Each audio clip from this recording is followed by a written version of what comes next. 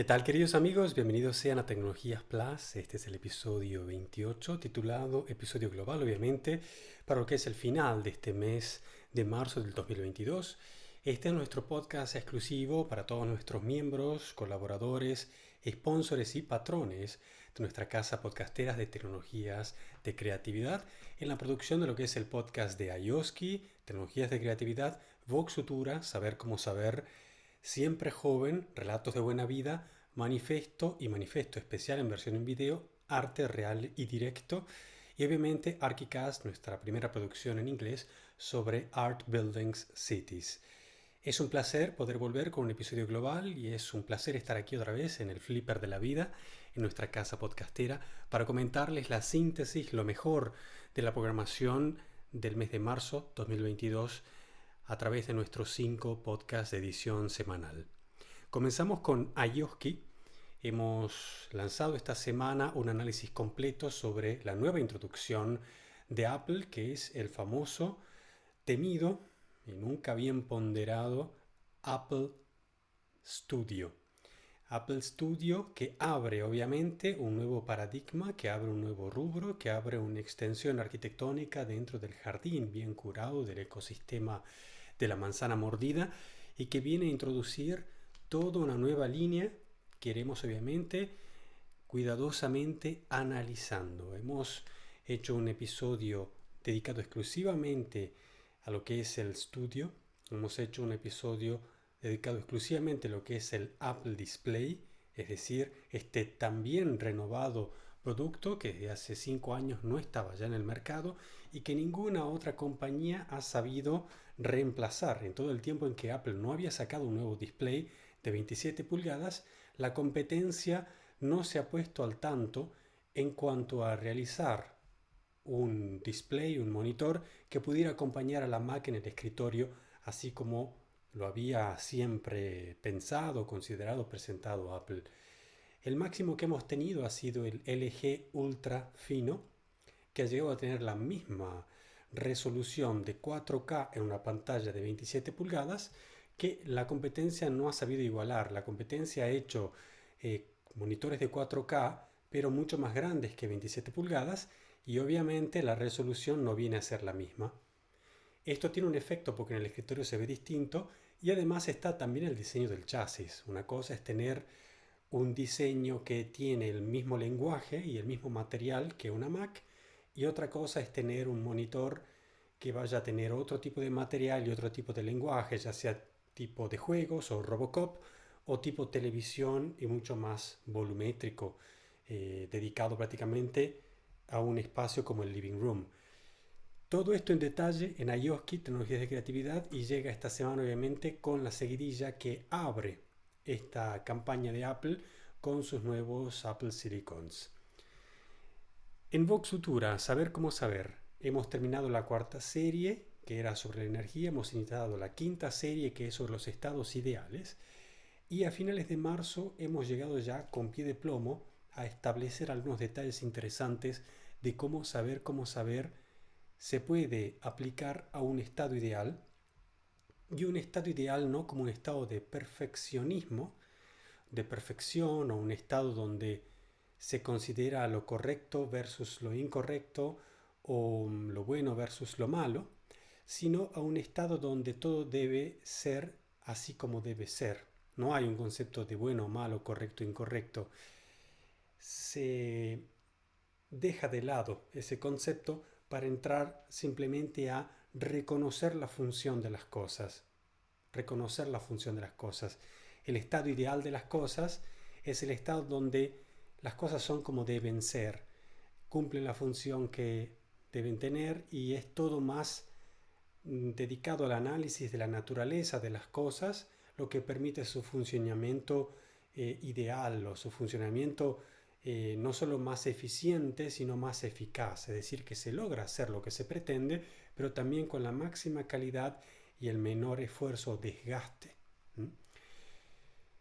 Siempre Joven, Relatos de Buena Vida, se acopla muy bien a lo que es Vox Futura en esta 5ª serie, la serie sobre los estados ideales.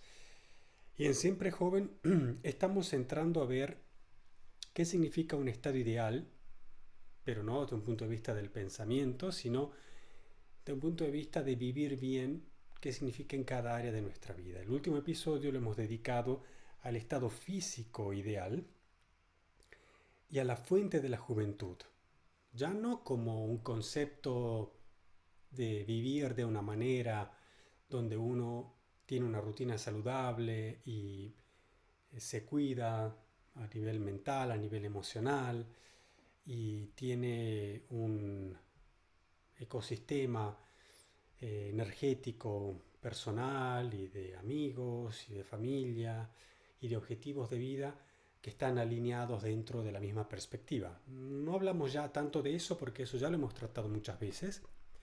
Lo que estamos hablando aquí es ya a un nivel un poco más técnico, un poco más clínico, si se puede decir así, y también aquellos datos científicos que muchas veces ignoramos y que son archiconocidos, pero son a la hora de discutir estos temas siempre prácticamente ausentes. Prácticamente ausentes. Entonces, cuando hablamos del estado físico ideal, hablamos de que el estado físico ideal, es decir, cómo debería ser, aquí usamos el concepto de Vox Futura y no pensamos en tener un cuerpo de modelo versus tener el cuerpo de, no sé, una persona obesa o súper avejentada o enferma.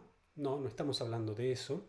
Estamos hablando de cuál es el estado natural, cómo están pensadas las partes del cuerpo para funcionar y cómo está pensado también la unión entre la parte espiritual, mental y física de una persona. ¿Cuál es la armonía natural de las cosas?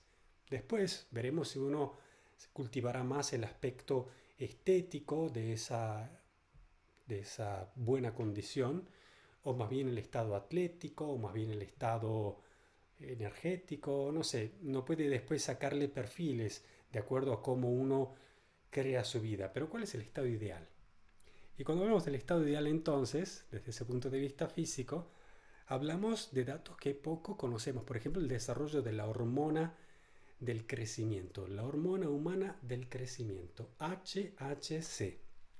Un dato que estuvo muy en boga en los años 80 y que después paulatinamente resultó en los programas de ejercicios aeróbicos, tanto conocidos también en épicas transmisiones televisivas, que se ha ido perdiendo ese concepto porque se ha tomado, digamos, el ejercicio aeróbico como una moda, que después ha pasado a ser otro tipo de ejercicio y cada década o cada lustro ha traído su nueva moda, su nueva tendencia, acoplado también a tecnologías y a momentos sociales y obviamente de la cultura del entretenimiento audiovisual. Pero aquí vamos al dato clínico, desde el punto de vista físico.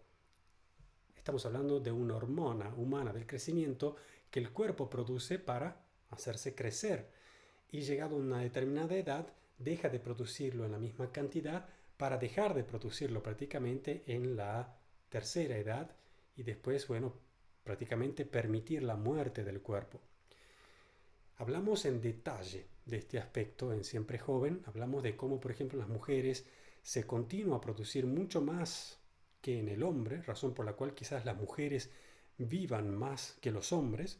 Estos son todos datos clínicos estudiados y en constante estudio e investigación en el área científica. Hay varios premios Nobel con patentes respecto a estas tecnologías del rejuvenecimiento. Y aquí entra la parte interesante, digamos, de este dato, y es que el cuerpo puede seguir prácticamente siempre produciendo esta hormona y mantener el cuerpo en estado ideal.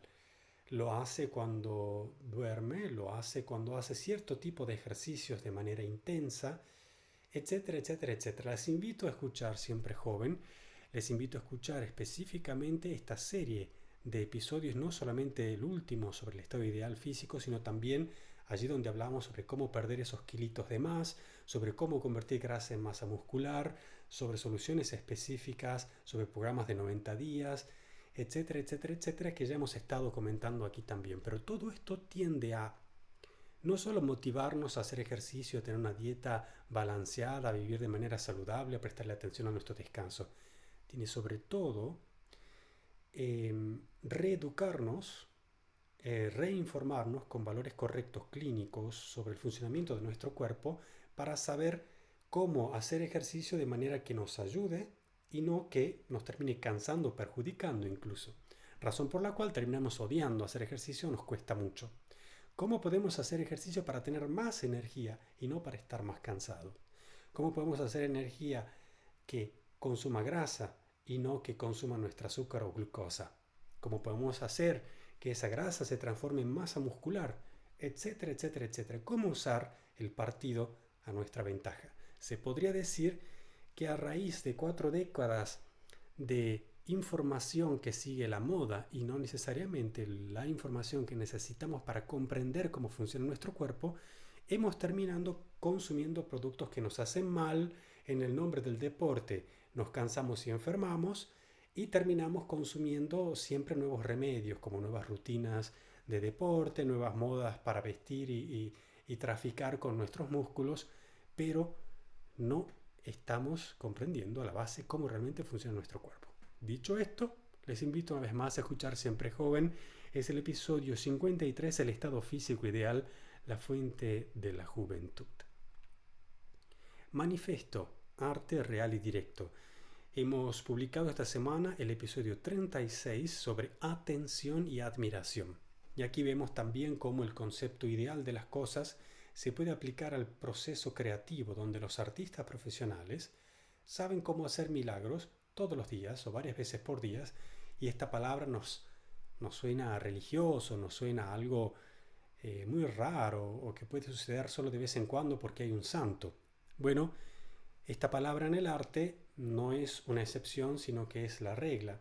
Aunque quizás la palabra en sí pueda parecer un poco provocativa, el efecto técnico es el mismo. Es decir, el hecho de que se pueda producir algo allí donde antes no había nada y que eso sea una solución para algo que anteriormente a lo que ha sucedido no era posible con los elementos proporcionados originariamente. Un milagro.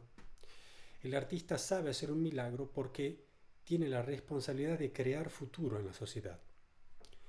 Entendemos el arte como la calidad de la comunicación y entendemos también que, llegado el efecto de esa calidad de la comunicación al receptor del arte, va a producir un efecto catártico que va a desencadenar obviamente procesos espirituales, mentales, emocionales y después obviamente físicos que van a crear el futuro proyectado por esa obra de arte.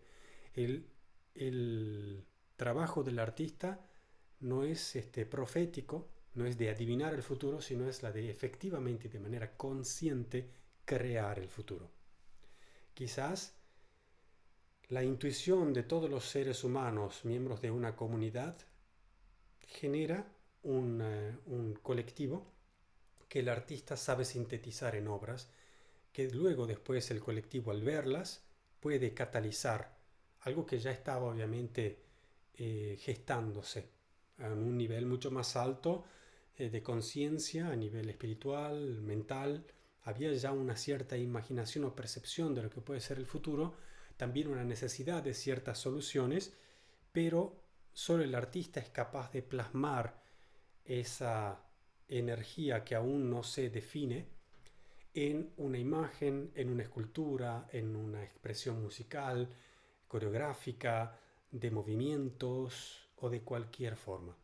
Eso es el milagro y el efecto catártico, sanador, desencadenador de fenómenos de vida, por la cual lleva responsabilidad del arte en forma de calidad de la comunicación. Súper interesante el manual de definiciones y de secuencias que, sacadas, prestadas de procesos creativos de los artistas, yo personalmente he compartido el mío y lo explico de una manera que pueda aplicarse a otras áreas de la vida y no solamente en la producción de arte.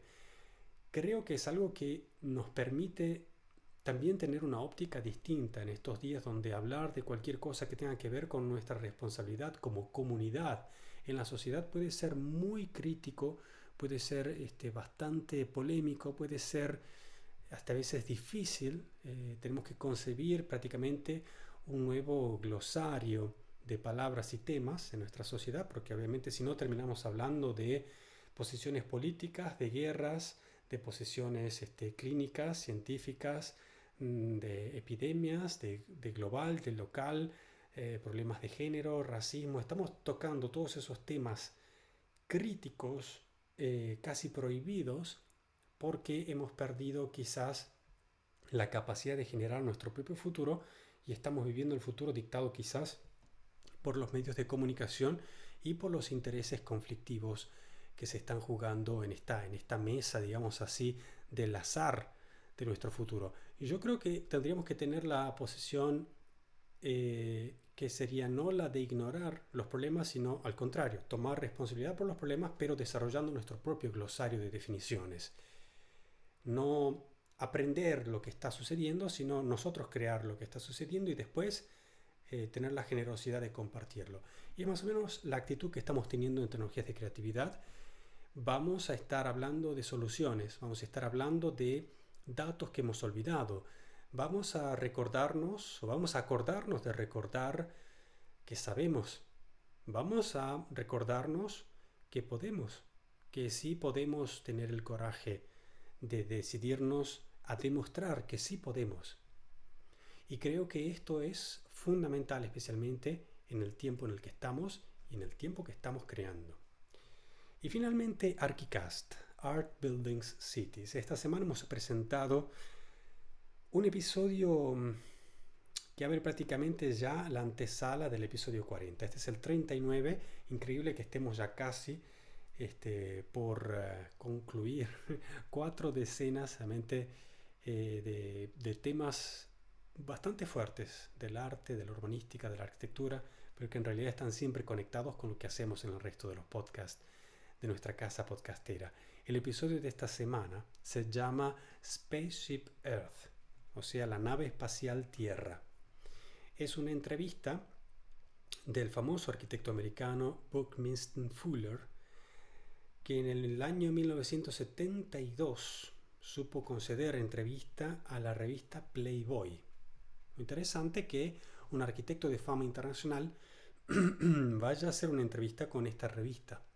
Pero obviamente en esa entrevista, larguísima, muy densa, muy interesante, tengo que decir que hoy se vende en forma de libro esa entrevista, ha dejado mella porque hablaba ya de lo que hoy estamos discutiendo sobre el cambio climático, lo que antes se llamaba calentamiento global, pero sobre todo la sostenibilidad, la capacidad del hombre de avanzar con sus desarrollos técnicos y no destruir el planeta. Por el contrario, de mantenerlo e incluso de mejorarlo. Esta crisis la planteaba ya este famoso arquitecto Fuller, que decía tenemos que pensar en el planeta como si fuera una nave espacial en la que estamos viajando a través del espacio y tenemos una cantidad de recursos determinados y tienen que alcanzar para todos. Y obviamente ahí comienza una larga discusión que llega hasta el día de hoy, donde se habla también de sobrepoblación, o sea que somos muchos en el planeta, y se habla también de que los intereses de las grandes compañías industriales no respetan los límites necesarios para tener una industria sostenible, un modo de producir suficiente, pero también de manera saludable para el ecosistema o los ecosistemas del planeta. Este es un problema porque se puede decir, entonces el problema es que no hay suficientes recursos para todos, entonces tendría uno que disminuir la población, o tendría uno que distribuir equitativamente, entonces no podrían haber tantos ricos y tantos pobres. ¿Cuál es el verdadero problema de la ecología? ¿La cantidad de recursos, es decir, la distribución de los bienes, o la sobrepopulación, o la falta de ética en la producción tecnológica? o una concepción equivocada del rol del hombre en el planeta. Y de ahí, desde el 1972, nacen dos corrientes. La primera corriente que dice el hombre es parte de la naturaleza, entonces su rol en la naturaleza es inventar siempre nuevas tecnologías. El hombre es la parte inteligente de la naturaleza y con sus soluciones tecnológicas va a encontrar siempre más soluciones para que el planeta funcione mejor.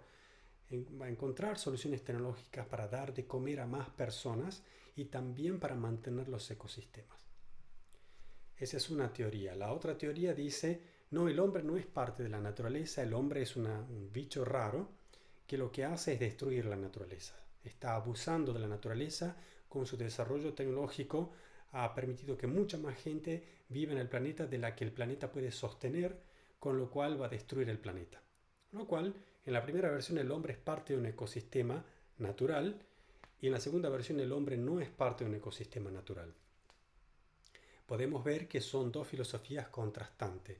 La política actual se ha planteado justo en el medio, diciendo de que hay que de alguna manera encontrar soluciones y poner nuevas leyes para que las empresas, que son en realidad las que generan mucha riqueza, tengan un modo, digamos, más limitado de producir, pero lo que eso genera es que sea mucho más caro, o sea, mucho más difícil para las personas, la gran mayoría de la población del planeta, que son más bien pobres, no puedan acceder a la misma cantidad de productos o de beneficios que lo podrían haber hecho en el momento anterior. O sea, estamos hablando de que estas leyes, en el nombre de la ecología, vienen otra vez más a perjudicar a aquellos que menos tienen. Con lo cual se verifica la primera teoría, que es decir, es un problema de la distribución.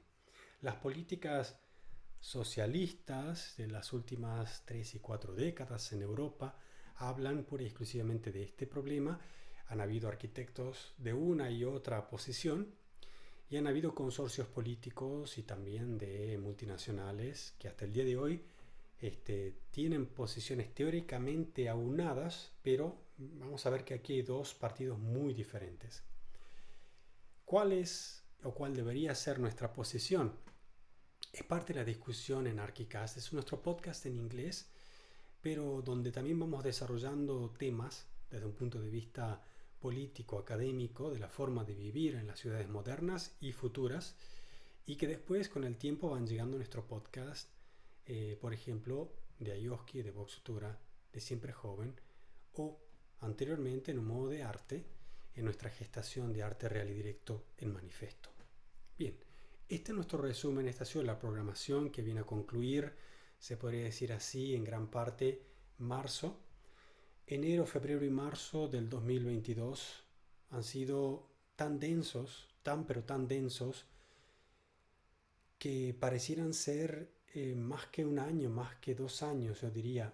Hemos producido ya en estos 3 meses tantos episodios como el año pasado y hemos sacado una cantidad de temas tan densos que son mucho más difíciles de concebir que todos los temas juntos de los últimos 2 años. ¿Por qué? ¿Por qué es tan importante? Porque esto significa que lo que viene va a significar un constante cambio, va a significar también que debamos adaptarnos y debamos comunicar de otra manera. Vemos, hace 2 años comenzamos y era muy necesario crear una comunidad de oyentes. Lo logramos hacer. En el segundo año fue necesario encontrar una manera de comentar y de intercambiar puntos de vista y hemos abierto nuestras plataformas creando una página para cada podcast en Facebook, así como nuestro grupo de tecnologías de creatividad y de Siempre Joven Global también en Facebook. Hemos abierto la plataforma en Instagram y en Twitter para crear la conexión con todos los miembros de la comunidad que estén en distintas redes sociales. La hemos abierto también en LinkedIn y en el resto de las redes sociales, aunque no estemos muy activos, igual estamos en todas ellas y obviamente también de manera directa a través de Telegram o WhatsApp. Esto ha sido posible el año pasado y de esa manera hemos completado nuestra página en oskidaniel.com y también comenzado la nueva plataforma en siemprejoven.global para dar las charlas, conferencias y entrevistas personales. Esto ha concluido el año pasado. Este año, con el tema de la pandemia, con el tema de la guerra, con el tema de los cambios económicos, con el tema de la crisis política, con el tema de la amenaza de la seguridad digital que estamos teniendo, con el cambio de paradigma laboral, con el cambio de paradigma de la educación, con el tema de las fake news, que nadie cree a nadie, ahora no se sabe realmente qué es lo que está pasando y obviamente qué es lo que va a hacer. Nos encontramos de frente a una situación donde es imposible, realmente imposible contestar a la comunicación, con lo cual puntar sobre comentarios o puntar sobre tener comunicación directa a través de WhatsApp, Telegram o a través del mail se vuelve prácticamente imposible. Nuestra respuesta ha sido producir más episodios, estar más en contacto a través de los programas, que es lo que nos une, y dejar abiertos los canales de comunicación, con lo cual ustedes pueden escribirnos. Nosotros no siempre vamos a poder responder instantáneamente como lo hacíamos hace un año.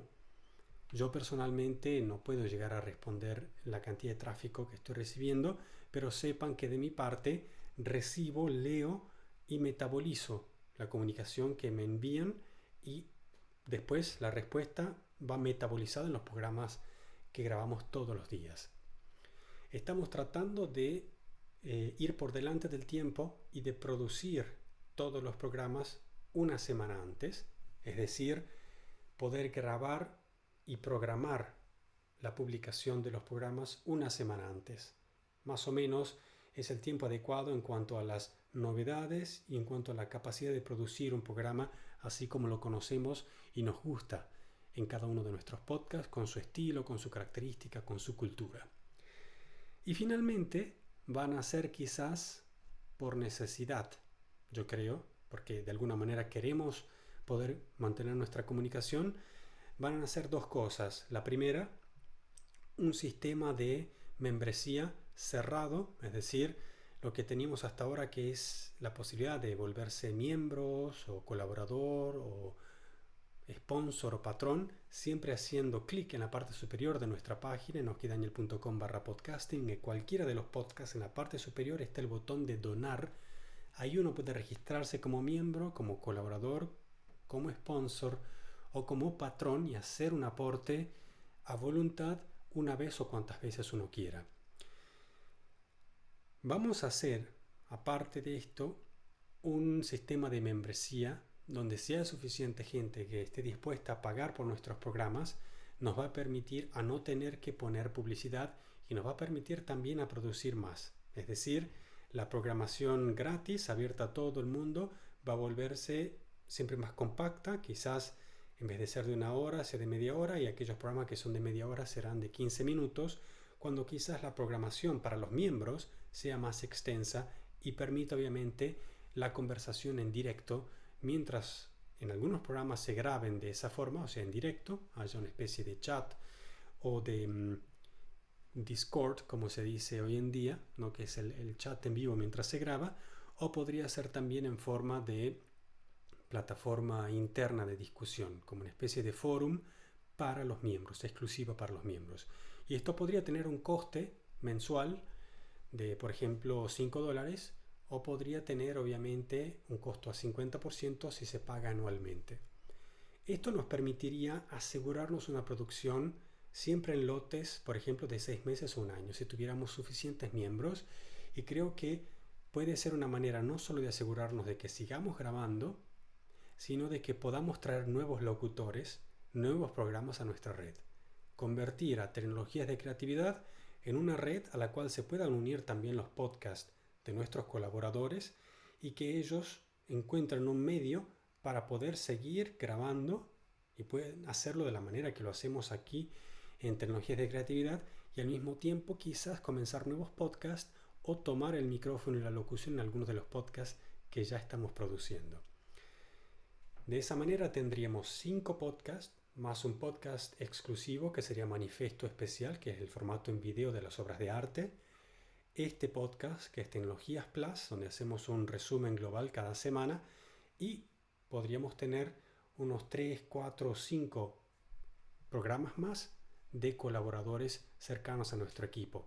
Eso nos daría entonces por una suscripción la posibilidad de acceder a 10 o 12 podcasts exclusivos con contenidos dirigidos obviamente a miembros, colaboradores, sponsors y patrones. Esto yo creo que podría ser una manera de plantearnos los meses que vienen. Depende obviamente de lo que nos parezca que al final nos vaya a funcionar mejor, lo que nos guste más, lo que realmente nos muestre que nos hace mejor.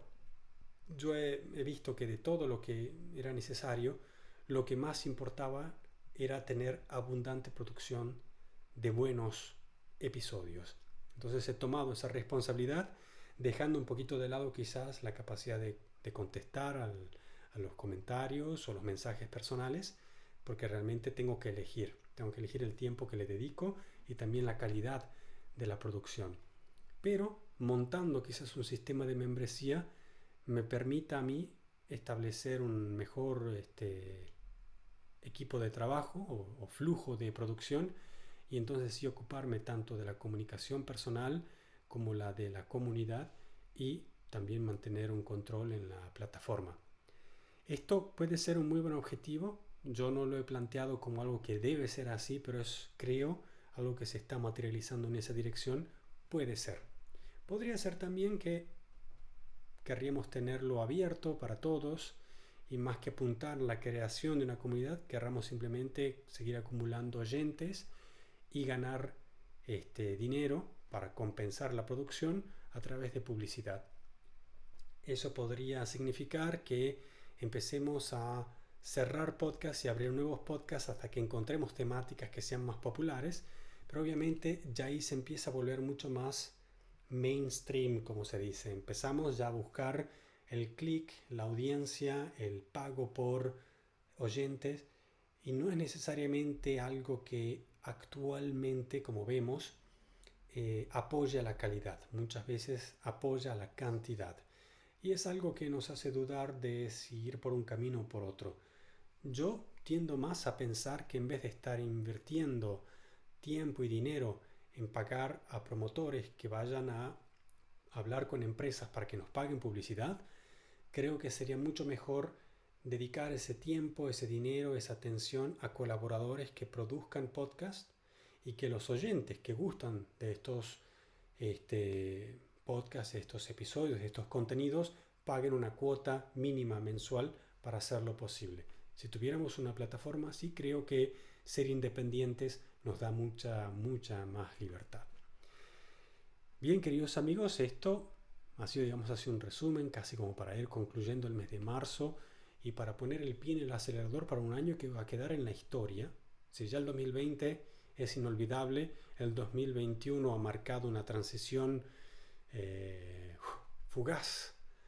Bueno, el 2022 es un número redondo y viene a marcar, yo creo que el comienzo de muchas cosas extraordinarias que todavía no podemos imaginarnos, pero que de alguna manera o de muchas maneras realmente nos merecemos. Ya es tiempo.